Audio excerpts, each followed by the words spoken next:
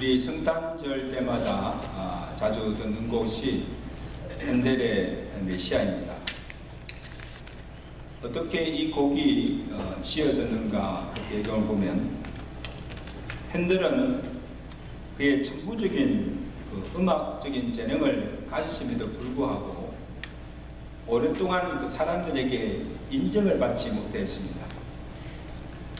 그래서 그의 연주에는 늘 실패하였고, 또 그의 몸마저 한쪽이 마비가 되어서 온전치 못하였고, 생활도 참 곤핍하였다고 합니다.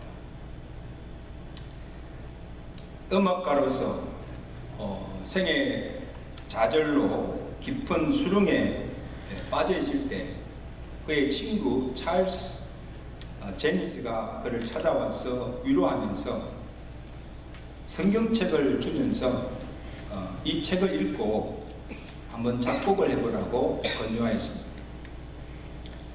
그래서 이 핸델이 그 친구의 권유로 성경을 읽다가 감동을 받고 성경 속에서 말씀하시는 그 하나님을 주제로 하여서 곡을 써내려가기 시작했습니다. 이때 만든 곡이 오라토리오 메시아입니다. 절망의 늪에 빠져있던 자신을 위로하시며 구원하신 그 메시아를 최고의 감동적인 음악으로 표현한 것입니다. 여러분 나중에 한번 시간이 되시면 이 메시아 전곡을 한번 들어보세요. 참 장엄하고 너무나 은혜스러운 곡입니다. 이 메시아의 첫 곡이 오늘 본문의 배경이 되는 바로 너희는 위로하라 내 백성을 위로하라입니다. 합시다. 너희는 위로하라 내 백성을 위로하라. 유다가 바벨론의 침략으로 멸망당하게 됩니다. 그래서 예루살렘의 성읍과 모든 성벽이 다 해파되었습니다. 무너졌습니다. 그들이 가진 집도 소유도 다 빼앗기고 유다 백성들이 바벨론으로 끌려가서 매일매일을 억압과 고통 속에서 살아가게 됩니다. 언제 그 고통의 날이 끝날지도 모르게 하루하루를 절망 가운데서 살아가는 그 유다 백성들에게 하나님께서 이사야 서자를 보내서 그들을 위로하라고 주신 말씀이 오늘 본문의 말씀입니다. 여러분, 우리가 이 환난이나 큰 슬픔을 당했을 때 그 사람의 말 한마디가 참 위로가 되고 힘이 될 때가 있습니다. 그렇죠? 병든 자를 찾아가서 병상에 가서 야, 너 병이 곧 낫게 될 것이니까 속히 일어나게 될 거야. 힘을 내. 그리고 공관 중에 있는 자를 찾아가서 너무 상심하지 마. 모든 일이 잘 될 거야. 그러니까 힘을 내라고 위로합니다. 근데 내가 말하고 위로한 대로 그대로 되면 얼마나 좋겠습니까? 목사가 가서 기도한 그대로 다 그대로 이루어지면 얼마나 좋겠습니까? 그러나 사람의 어떤 말도 어떤 위로도 진정 도움이 되지 못할 때가 있음을 우리가 경험합니다. 저도 많이 경험해요. 목사지만 어떻게 도울 수가 없어요. 말씀을 위로하고 기도도 해주고 오지만 목사가 할 수 있는 한계가 있다는 것을 절감하게 됩니다. 왜냐하면 우리는 그 사람의 사정과 형편을 다 알 수도 없고 어떻게 다 알겠습니까? 그리고 설사 내가 그것을 다 안다고 하여도 알아도 그 상처나 깊은 마음의 그 아픔, 그 슬픔을 다 싸매어 줄 수가 없어요. 그리고 그가 지금 당하고 있는 그 모든 어려운 문제들, 형편을 알지만 내가 그것을 해결할 수 있는 능력이 없다는 말씀입니다. 이게 인간의 한계잖아요. 그죠? 그리고 더욱이 그가 지금 당한 고난이 죄로 인한 하나님의 징계로 주신 고난이거나 재앙이라고 한다면 무슨 수로 그를 도울 수 있고 무슨 수로 그를 위로할 수가 있겠어요? 그를 진정으로 위로하고 그를 정말 도와줄 자는 하나님밖에 없습니다. 아멘? 하나님밖에 없어요. 우리는 오직 기도할 뿐이에요. 여러분 한번 상상해 보세요. 지금 이 바벨론에 잡혀와서 살아가는 그 유다 백성들의 얼마나 고통스럽고 절망스럽겠습니까? 여러분 지금도 이 우크라이나 전쟁이나 그 가자 지구에 사는 사람들 하루하루의 삶이 어떻겠어요, 여러분? 사는 게 아니죠. 포로 생활이 1년도 아니고 몇 년이에요? 70년이에요. 70년. 하루하루를 노역과 고통, 압제 속에서 언제 이 환난의 날이 끝나게 될지 모른 채 시리와 좌절 속에서 살아가고 있는 거예요. 그런데 그것도 참고 견딜 수가 있지만 그보다 더 참을 수 없는 고통은 하나님께서 자기들을 버리시고 자기들을 벌하시고 더 이상 사랑하지 않는다고 하는 좌절감입니다.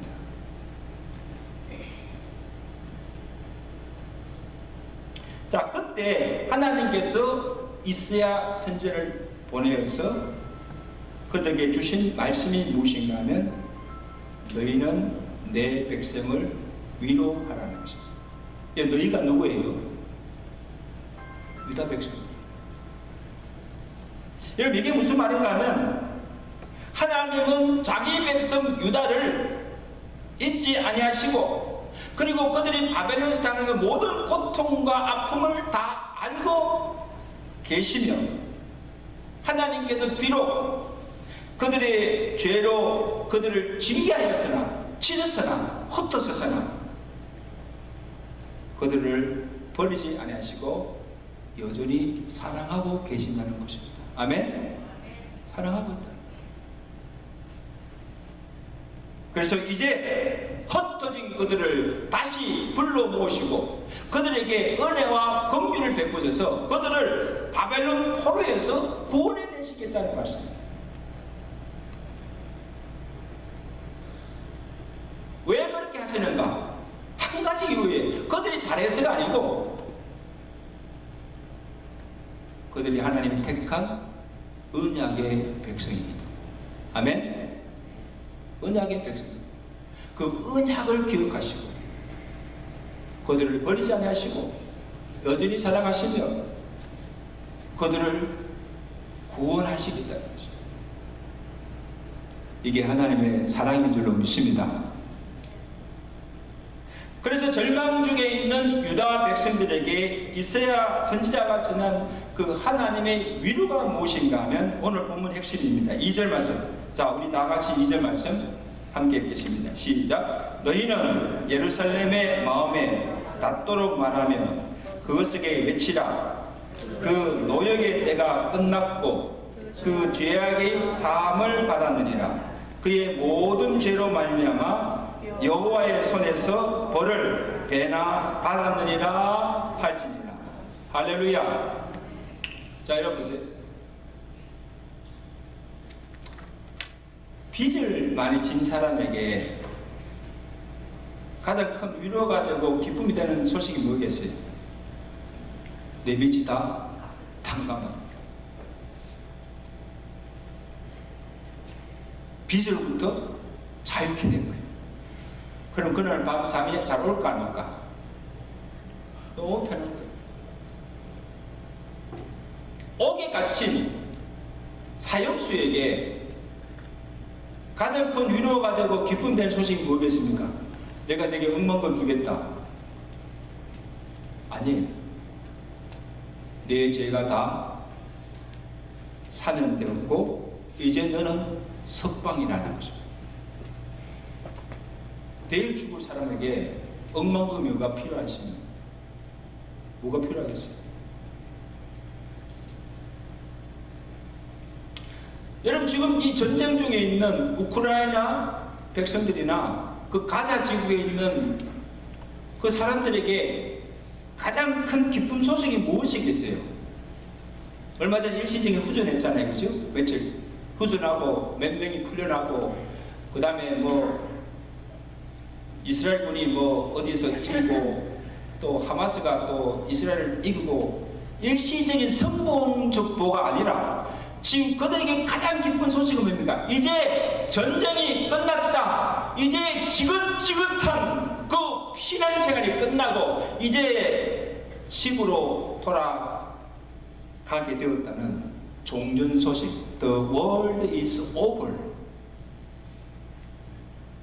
이것이 그에게는 마음에 와닿는 가장 큰 기쁜 소식이요 위로가 되는 줄 믿습니다.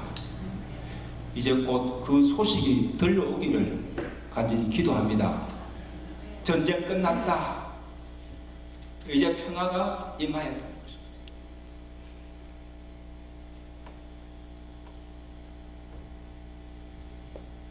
여러분, 지금 이 바벨론 포로 중에 있는 유다 백성들에게 정말 마음에 와닿는 진정한 위로, 진정한 기쁨의 소식이 무엇이겠습니까? 이제 너희의 노역의 때가 끝났다는 거예요. 언제 끝날지 모르는 그 모든 환난의 날이 이제 끝났다는 거예요. 여호와께서 내 모든 죄를 사하여 주시고 그로 인한 형벌도 다 제하여 주시고 이제 너희를 바벨론 포로에서 해방시켜 주시고 다시 예루살렘으로 돌아가 살게 해 주시겠다는 것입니다. 아멘? 이게 기쁨의 소식이죠. 이보다 더 큰 위로가 어디에 있겠습니까, 여러분?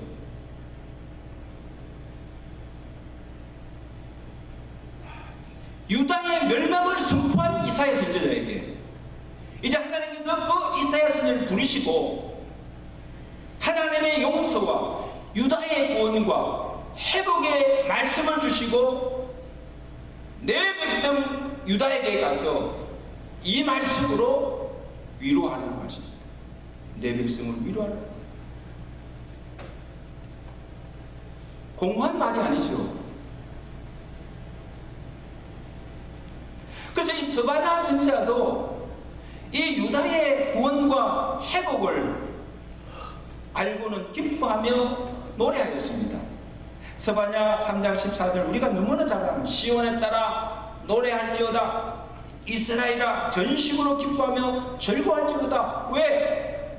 여호와께서 그 모든 형벌을 제하여 주시고 내 원수 바벨론을 쫓아내었으며 이스라엘의 왕 여호와가 너희 가운데 계시니 내가 다시는 화를 당하지 아니할 것이라.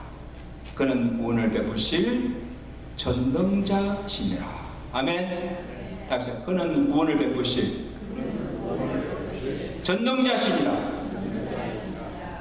그러므로 두려워하지 말며 내 손을 늘어뜨리지 말며 힘을 내고 전심으로 기뻐하고 하라고 위로하신 거예요. 누가? 하나님께서. 두려워하지 마. 내 기가 죽어 있어. 귀를 펴. 슬퍼하지 말고 이제 기뻐해. 지금 이 유다 백성을 위로하는 자가 이사야 선지자가 아니에요. 스바냐 선지자가 아니에요. 사람이 아니에요. 이스라엘 전능하신 하나님이 위로하신 겁니다. 여러분, 오늘 제가 말씀을 전하지만요, 목사의 말이 아니에요. 주의 종을 통하여서 여러분을 위로하고 여러분을 축복하고 여러분을 권면하고 여러분을 교훈하는 것입니다. 아멘. 하나님의 말씀으로 받을 때 그 말씀이 우리에게 위로가 되고 은혜가 되고 그 말씀으로 우리가 복을 받는 게 여러분 믿으시면 아멘. 하나님이 위로하시는 하나님. 여러분 누가 죄를 사할 수 있습니까? 내 모든 죄를 사하여 줬다. 누가 그렇게 할 수 있습니까? 감히 죄를 사하시는 권세가 하나님께 있습니다. 누가 유다를 그 바벨론의 손에서 구원해낼 수가 있습니까? 유다 백성들을 자력으로는 애초에 파쓰고 하나님께서 바벨론을 멸하시고 그들을 바벨론의 손에서 구원해 내시는 것입니다. 전쟁의 패배로 다 허물어지고 무너진 그 땅과 그 성전을 다시 회복하고 사람들이 들어가 살 수 있는 땅으로 만들 수 있는 자가 누굽니까? 유다 백성들이 아니에요. 하나님이 다시 세우시고 하나님이 다시 회복해 하시고 그 땅에 들어가 평안히 살게 하시는 분이 하나님이시라는 것입니다.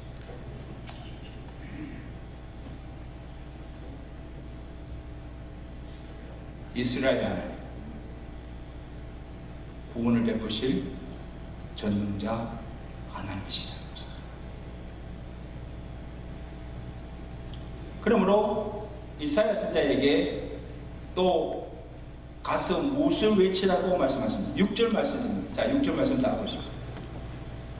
모든 육체는 풀이요 그의 모든 아름다움은 별의 꽃과 같으니 푸른 마르고 꽃이 시듬은 여호와의 기운이 그의 품이라. 이 백성은 실로 풀이로다. 다같이 푸른 마르고 꽃은 시드나 우리 하나님의 말씀은 영원히 있으리라. 참 진리의 말씀. 꽃도 시들고 인생도 다 시들지만 하나님의 말씀은 영원히 변치 않으시고 영원하다는 것입니다. 하나님의 뜻이 온전히 선다는 말씀이에요.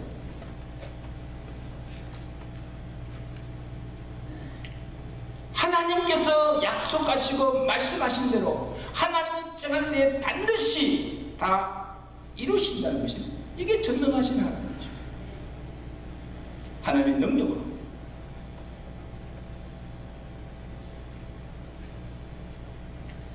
그래서 여러분 실제로 이 이사야 선지자를 통해서 전하여진 그 여호와의 위로의 말씀이 언제 성취됩니까? 여러분 이스라엘 역사를 보세요.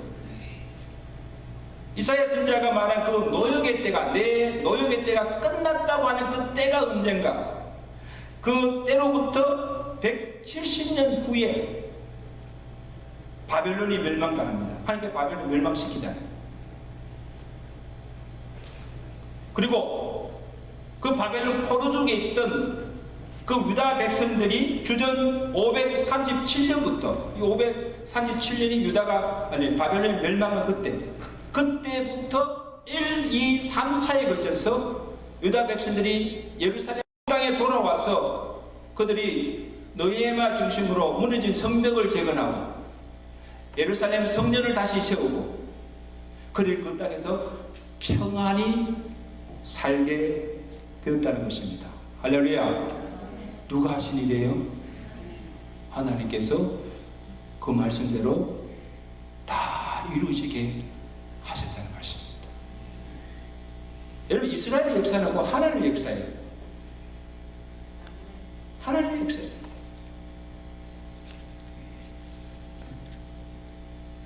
저는 지금 이 하마스와 이스라엘 전쟁 이게 어떻게 보고 있는가? 이 성경적 가지고 있습니다. 내가 볼 때는 하나님께서 다 주관하시는 거죠. 산성 여러분, 오늘 유다 백성들에게만 아니라 오늘 우리에게도 하나님의 위로가 주어졌다는 사실입니다. 그들의 죄로 말미암아 바벨론의 포로로 끌려가서 고통당하던 이 유다 백성들처럼 오늘 우리가 지은 그 죄로 인하여서 우리의 원수 마귀에게 매여서 죄의 종로로 타며 절망 사망 가운데 살아가는 우리를 죄인들에게 주신 그 위로와 소망의 메시지가 무엇입니까? 우리를 죄에서 구원할 구주가 오셨다는 소식입니다. 구주가 오셨습니다. 구주가 오셨습니다. 이사야서 9장 6절에 이사야 선지자가 우리에게 그 말씀하십니다. 한 아기가 우리에게서 낳고 한 아들을 우리에게 주신 바 되었는데 그의 어깨는 정찰을 메웠고 그의 이름은 기모자라 모사라 전능하신 하나님이라 영존하시는 아버지라 평강의 왕이라 할 것입니다. 유다 백성들에게 하나님의 위로를 전하는 그 이사야 선지자가 오늘 죄 있는 우리에게 하나님의 위로를 우리에게 전하고 있는 거예요. 이사야 선지자가 예언한 그 한 아들, 한 아기가 누굽니까? 장차 우리를 죄에서 구원하러 오실 메시아 곧 예수 그리스도이십니다. 아멘. 그래서 주의 사자가 현몽하여서 요셉에게 이르기를 뭐라고 이럽니까? 아들을 낳으니 그 이름을 예수라 하라. 예수라 하라. 그는 너희를 죄에서 구원할 주가 되심이라. 이 모든 일이 된 것은 주께서 선지자로 하신 말씀을 이루려 하심이라. 여러분, 이 마태가 지금 이것을 전하면서 이 모든 것이 된 것은 누가? 선지자. 이 선지자 누굽니까? 이사야 선지자가 이룬 그 말씀을 이루게 하심이라. 성탄절이 무슨 날입니까? 산타크로스가 와서 선물 주는 날입니까? 700년 전에 이사야 선지자를 통하여서 오시리라 예언하신 약속하신 그 아들 메시아가 탄생한 날입니다. 역사적인 날입니다. 그러므로 예수님께서 나신 것이 그가 이 땅에 오신 것이 왜 우리에게 그것이 기쁨이 되고 위로가 됩니까? 그가 우리를 죄에서 구원할 구주가 되시기 때문입니다. 아멘.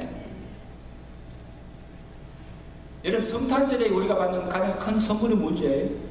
예수 그리스도를 통해 주신 구원입니다. 구원을 주시려고 오셨다는 것입니다. 구주가 나신 밤에 주의 천사가 전한 성탄의 소식이 무엇입니까? 누가복음 2장 10절 보라, 내가 온 백성에게 미칠 큰 기쁨의 좋은 소식을 너희에게 전하노라. 오늘날 다윗의 동네에 너희를 위하여 구주가 나셨으니 곧 그리스도 주십니다. 아멘. 구주가 나섰다는 것. 여러분, 우리 모두 죄인입니다. 아, 목사님 나 죄인 아닙니다. 모두가 죄인입니다. 그러므로 죄인에게 있어서 가장 큰 위로와 기쁨은 죄 사함의 은총입니다. 믿으시면 아멘. 내 죄가 다 사함받았고 내가 죄에서 구원을 받았다는 이것보다 더 큰 기쁨의 소식이 없다는 거예요. 다윗이 뭐라고 고백합니까? 10편 31편 1절에 허물의 사함을 받고 그 자신의 죄가 가려운 자가 복이 있도다. 이 가려운 죄를 받은 죄를 사함받은 자가 복이 있다 했습니다. 여러분, 다윗은 한나라의 왕으로서 모든 부와 권세와 모든 영화를 누렸던 사람입니다. 그런데 그가 고백하기를 내가 이 세상의 모든 복을 누리며 산다 할지라도 누구든지 이 죄 사함을 받지 못하고 이 죄의 문제를 해결하지 못한 자는 참된 평안과 기쁨이 없다는 거거든요. 여러분, 예수를 안 믿어도 내가 죄를 짓고 살면서도 이 죄 문제를 해결을 알고도 내 마음이 평안하다, 기쁘다, 행복하다, 거짓 평안이요, 거짓 기쁨이요, 참 복이 아님을 믿으시기 바랍니다. 참 복이 아니에요. 그게 무슨 복입니까?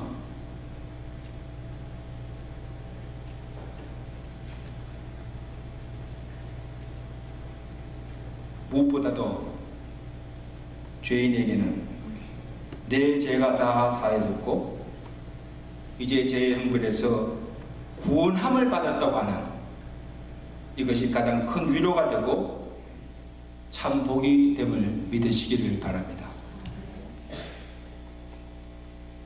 우리가 잘 부르는 찬송 중에 94장이 있는데 나중에 여러분 한번 집에 가서 한번 불러보세요. 예수님은 누구신가? 우는 자의 위로와 없는 자의 풍성이며 천한 자의 높음과 잡힌 자의 노임되고 우리 기쁨 대신에 예수님은 누구신가? 추한 자의 정함과 죽을 자의 생명이며 죄인들의 중보와 멸망자의 구원되고 우리 평화 대신에. 참 좋은 자입니다. 예수님이 누구십니까? 예수님은 우리의 위로가 되시고 우리의 기쁨이 되시고 우리의 생명이 되시고 우리의 평화가 되시고 우리의 영광이 되십니다.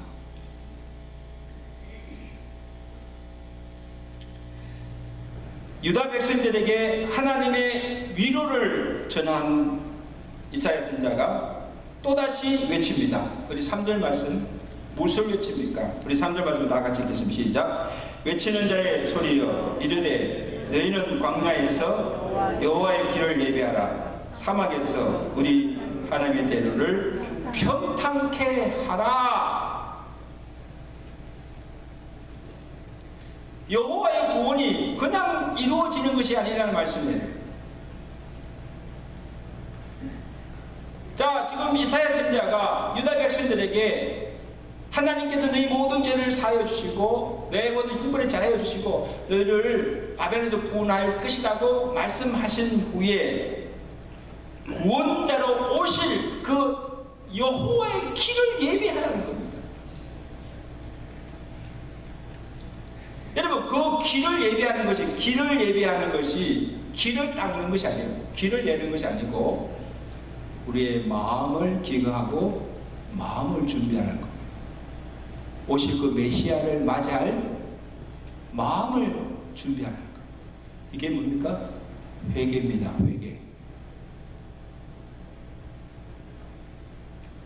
황폐한 광야와 같은 그 고난의 생활을 거치게 하는 것도, 그 복의 때를 끝나게 하는 것도, 지금 여호와의 위로가 진정한 위로가 되게 하는 것도 죄를 돌이키고 죄를 회개하고 주께로 돌아오는 회개란 말씀입니다.